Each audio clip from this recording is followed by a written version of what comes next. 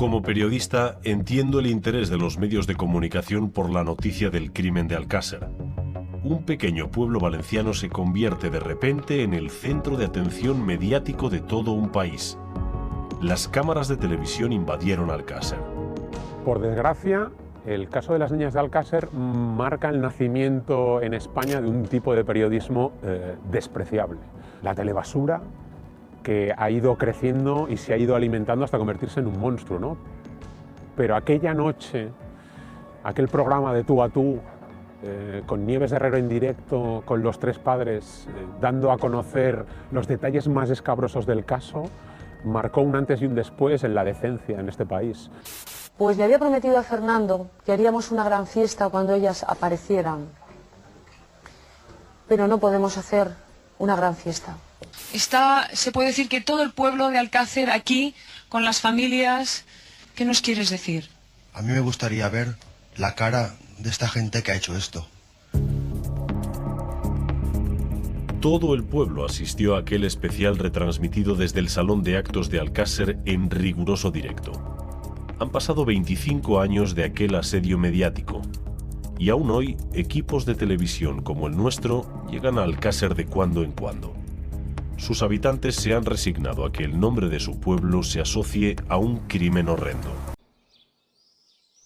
Yo salí de trabajar sobre las 8:30, una cosa así, y llego a casa, no estaba, era bastante normal que no estuviera, pero hacía ya las 9 y algo, ella ya solía estar en casa. Y a las 10 ya nos alarmamos.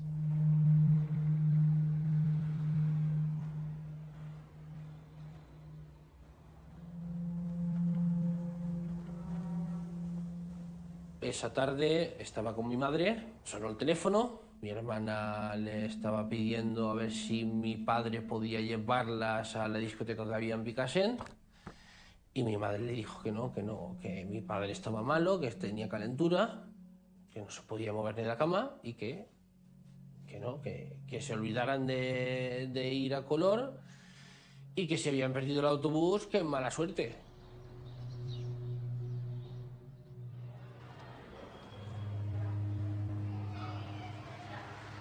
A las 10 yo ya salí a dar la vuelta, a ver si la veía por ahí, y a partir de ahí ya todo un despliegue. ¿Tenía hora de llegar a casa ella? Pues más o menos, claro, antes de las 10 estábamos todos cenando. Lo primero que hace mi madre es llamar a sus amigas a ver con quién estaba, con quién podía estar. Y a la primera que llamó fue a la madre de Desiré, a Rosa, que Desi igual llegaba a las 10, que llegaba a las 10:15, que no le dio tanta importancia. Y acto seguido llamaron a casa de Toñi, y los padres de Toñi sí que le dieron más importancia, porque Toñi sí que también solía ser puntual. Y nada, mis padres se fueron a buscarla. En Alcácer, un pequeño pueblo de 7.000 habitantes en la provincia de Valencia, todo transcurre con normalidad. Las gentes viven de la pequeña industria y la naranja. Pero los vecinos de Alcácer también han aprendido a vivir con el recuerdo de aquel terrible suceso que les conmocionó. No me olvida, no. Yo suelo viajar bastante, te lo dice. Hombre, Alcácer, la chiquilla, es cierto. Que la ha hecho que la pague. 3 chiquillas que eran jovencitas y matarlas de esa manera, yo creo que hay más. Y de dinero. A los familiares de Toñi, Miriam y Desiré, a sus vecinos de Alcácer y a toda España, les vendrá a la memoria el impacto y el rechazo social que tuvo aquel suceso cuando el próximo lunes comience el juicio por aquel triple asesinato. El juicio, que se celebrará en la Sala Segunda de la Audiencia de Valencia, va a estar rodeado de una gran expectación. A la vista, que durará aproximadamente 2 meses, prestarán declaración un centenar de testigos. Por lo que respecta al desarrollo del juicio, témome mucho que nos vamos a enfrentar a un espectáculo. Yo espero que no, y estoy convencida y seré la primera en congratularme de que no sea así.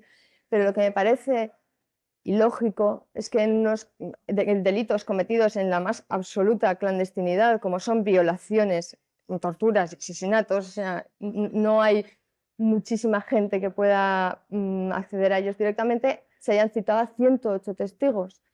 Yo personalmente creo que es que ni la cuarta parte de esas personas saben algo de verdad que pueda utilizarse como información en este caso. El impacto social que tuvo en su día el caso Alcácer podría trasladarse al juicio. 200 periodistas acreditados de toda España y del extranjero seguirán el proceso de esta causa que convulsionó a la opinión pública.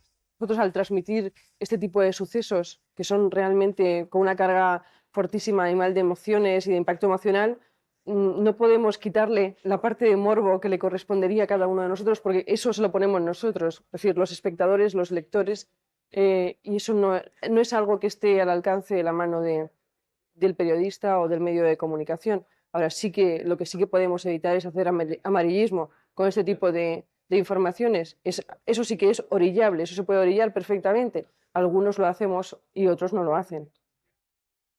El juicio se iniciará con 2 presuntos culpables, Miguel Ricard y Antonio Anglés. Ricard está detenido y permanece en una prisión de Valencia. El paradero de Anglés es un misterio. Con el juicio se cierra un sumario lleno de interrogantes y contradicciones. Al forense Frontela, que es el forense que designamos para cada una autopsia paralela, cuando le dan la ropa de las niñas para analizar, se la dan lavadas. Esto creo que es algo muy grave, creo que es algo que no se debería haber hecho. La alfombra que se encuentra envolviendo los cadáveres de las niñas en la fosa, la sacuden para llevársela a analizar. Siempre hay cosas que se caen por su peso que no se deben de hacer, sin embargo se hacen. ¿Por qué? Porque pienso que están ocultando algo que temen que yo descubra y que mi meta está en descubrirlo. Y que por encima de todo voy a descubrirlo. Lo que yo no voy a consentir es que quien haya asesinado a mi hija o quien haya participado en el asesinato de mi hija ande suelto. Fernando García, desde hace más de 4 años, no vive más que para aclarar aquel oscuro y macabro suceso en el que su hija Miriam y sus amigas Toñi y Desiré aparecieron asesinadas después de haber sido torturadas y violadas. Yo tengo el criterio que fueron Miguel Ricard y, presuntamente, Miguel Ricard y Antonio Anglés, quienes realizaron estos hechos. Además, es una cosa que en su momento se discutió asegurando bajo la teoría desde el punto de vista de que 2 personas no podían haber raptado a 3 muchachas, tenía que haber habido más gente. Y el tiempo, andando el tiempo, hemos podido conocer otros asuntos en un país muy cercano al nuestro, que ha sido Francia, que ellos también tienen un caso Alcácer dramático. En aquel caso fueron 2 hermanos chatarreros quienes secuestraron, raptaron a 4 muchachas, las violaron y las estrangularon. Desde aquel momento, la teoría de que en el caso Alcácer tuvieron que intervenir más personas simplemente porque 2 no podían contra 3 se desvaneció.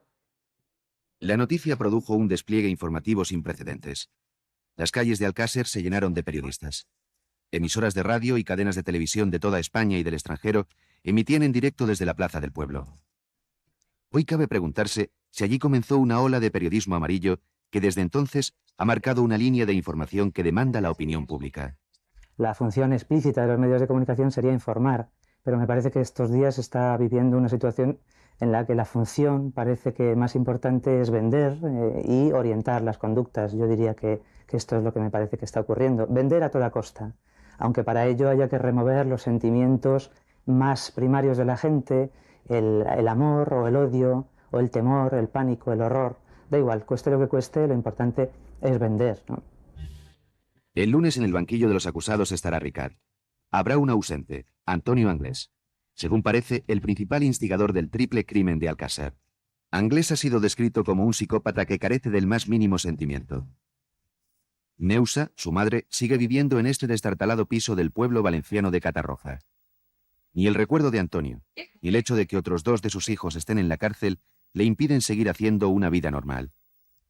Que si él ha hecho crimen, si lo está vivo, que se lo coja. Y si él está muerto, que se vaya al infierno, que lo merece.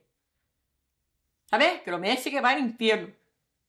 Y de hasta después de muerto, tiene que nacer un rabo ahí atrás. Hasta después de muerto. No, de verdad, y 2 cuernos. Por hacer eso con las niñas esas, sí que ha hecho él. A 2 días del inicio del proceso se puede hablar de pocas novedades. Hace escasamente 3 semanas, Miguel Ricard se prestó a participar en una prueba de ADN para comprobar si alguno de los 15 pelos encontrados en los cuerpos de las jóvenes de Alcácer pertenecía a él. Según el estudio realizado por el Instituto de la Facultad de Medicina de la Universidad de Santiago de Compostela, ninguno de ellos pertenece a Miguel Ricard. Esta investigación avala la hipótesis del forense Luis Frontela y de Fernando García, padre de una de las adolescentes asesinadas, de que en el crimen participaron terceras personas. Ayer viernes, el pueblo de Alcácer se manifestó apoyando esta posibilidad. Ya hay pruebas suficientes de lo que ha venido defendiendo, en todo caso, tanto Fernando Gómez como Fernando García, era una verdad incontestable, y que hay muchos más. En concreto, hay 7 personas diferentes que participaron en los crímenes, y eso es de una simple lectura del sumario. La situación más paradójica que se da ante el inicio de este juicio es que tanto la defensa de Miguel Ricard como la acusación particular podrían coincidir en la petición de absolución de Miguel Ricard al pensar que intervinieron terceras personas. Evidentemente hay una coincidencia entre la postura de unas acusaciones particulares y la defensa. Desde un planteamiento distinto, es evidente, y usted ha sido perspicaz al ver, que tanto ellos como esta defensa quieren que se esclarezcan los hechos. Lo que ocurre es que diferimos en el momento o en la forma. Ellos piensan que es mejor la suspensión sin iniciar, y yo quizás pienso, y así lo he hecho por escrito, constar en la sala, sin oponerme a nada, pero pienso que quizás en el juicio oral se tenga la oportunidad de buscar esa clarificación. Y por eso coincidimos.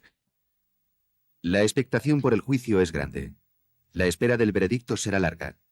Durante ese tiempo, un presunto homicida estará en el banquillo, el otro en busca y captura. Y en todos, el deseo de que se aclaren los hechos y se haga justicia. No sé llorar. He llorado mucho cuando murió mi hermana, pero desde entonces me cuesta mucho llorar. Y me costaría mucho llorar.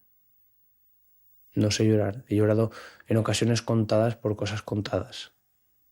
Pero no sé llorar. Es como suele decir mi madre muchas veces, mis lágrimas se han secado. No tengo lágrimas, para nada más.